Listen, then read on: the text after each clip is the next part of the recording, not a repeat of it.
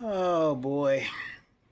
A lot of people have been asking me about this Asian boycott thing, and I think it's a great thing. I mean, we black people, our economic power has always been our power. We are the biggest consumers in the United States. Just within ourselves in the world, we're probably in the top 20 as an economic power in the world.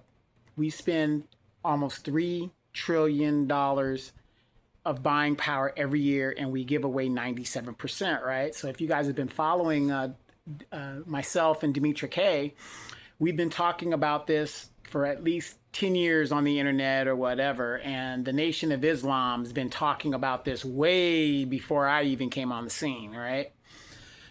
So black people spending money with each other and everybody's excited about this. They're going to do this and do that. But black people, please be careful and think everything out. It's one thing to set up a business and you want all this, but you got to remember the supply chain. If they cut off your supply chain, your business is not going to go very, very far. And unfortunately, we don't control the supply chain. We need to get these things, from a certain place. And so we got to think this stuff out. I'm all for, black community, buy black, like it was before civil rights movement, before integration. We had our own communities. We had more doctors. We had more lawyers. We had more vocational type people. We don't have those people no more, right? So if we're going to do this, we've got to think it out. We have got to start telling our children we need more carpenters. We need more construction workers. We need more auto technicians. We need more Tesla technicians. We need more truck drivers. We need more dentists. We need more doctors. These vocational areas is where we need to push our children. These do nothing degrees that mean nothing. It doesn't mean anything. I know everybody's excited and the theory of it sounds great, but the fundamental problem that we are going to have is the supply chain. We do not control the supply chain because we don't produce anything. Not saying we won't, but if we're serious about this, we have to get to the bare bones of how to build this type of community that we want to rebuild. Not that we didn't do it before. We've done it. There's no doubt that we've done it. We've got to basically, let me put it in a military term for those people. It's like when you shut down a production line of a certain aircraft and then you've got to spool it back up. Because of technology has probably changed since you've done that. It's going to take a minute for you to do it. And there's going to be modifications on how you've done it. So this is why production lines like the C-130 never stopped. The production line is still ongoing. What other aircraft is there that's still been going? It's just one of those things. People say, well, we could make more B-52s. No, the production line is gone. They can make more B-52s. However, technology has changed. A lot of things have changed, but that production line is gone. So for black people, we have to reimagine the production line. How are we going to start this? Where are we going to get our suppliers from? Is it somebody that is going to be good for us, or is it somebody that's going to gangster us? Because to be in business, you have to be a damn gangster. That's 101. If you don't understand that about business, you don't understand anything about business. What they teach you in school is theory.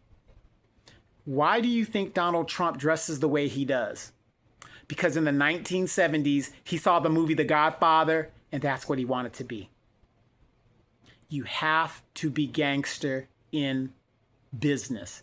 That means you have to buy your politicians. You have to control the politicians in your community. So if we got to do this, let's reimagine the production line. One of the first things we have to do is control the economics in our community, control the production in our community, and control the politicians in our community. That's why it is so important to have the money and the resources and the right people. You could hate Ilhan Omar all you want. She stands 10 toes down for her people, and she's willing to go. Look at her. She's not even worried about losing her citizenship and being kicked out of the country, or whatever, because she's probably got some money squirreled away that she stole, but allegedly, back in Somalia, wherever she's going to live. You've got to control the politicians in your community to steer some of those resources into the community. You have to be gangster about this. So there's a lot more to it I want to talk about, but like I said, I just got done doing the show, and it's hot, and I just want to sit and chill. But I'm very proud of the sisters out there that are standing 10 toes down on these on this blackout.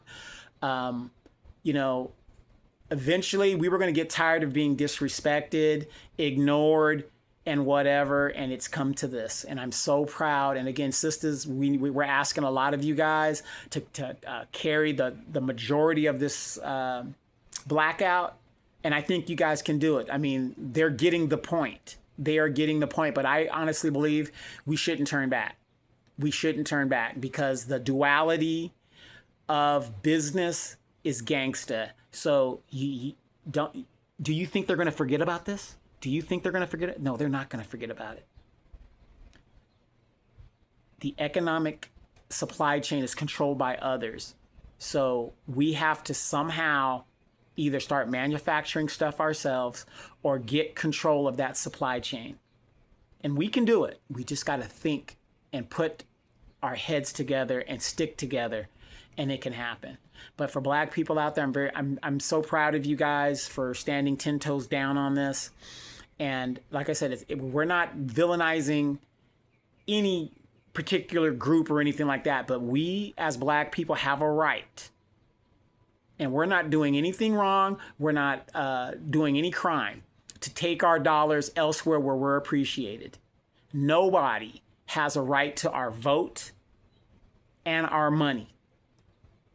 So sisters, brothers, 10 toes down, so proud of you. Haven't heard anything from the CBC. Haven't heard anything from the Democratic Party. Haven't heard anything from the bootlicks like Roland Martin, Tiffany Cross, and all other the usual suspects. I'm so proud of you guys.